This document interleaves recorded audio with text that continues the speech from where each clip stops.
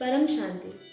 जब जब प्राचीन काल में ज्ञानियों की बात करी गई है तो कोई ऋषि, कोई मुनि, कोई संत तो कोई साधु कहलाता है।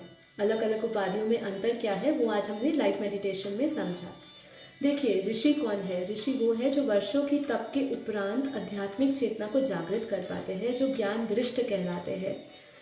ऋषि शब्द दृश्य और दृष्टा में से निकला है, अर्थात जो हमारे वेदों मंत्र के दृष्टा है।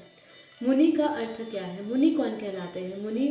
मुनि शब्द संस्कृत में मनन क्रिया धातु से बना है, अर्थात जो मनन करते हैं वो मुनि कहलाते हैं। इसलिए अधिकतर समय ये मौन धारण करे हुए होते हैं।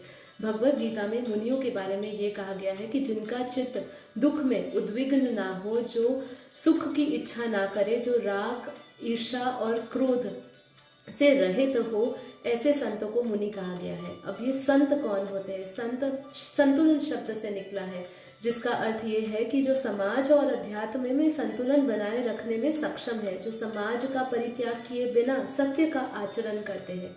साधु कौन है? साधु वो जो किसी भी विषय पर साधता है, अर्थात उस विषय पर साधना करता है, उसको साधु कहते हैं।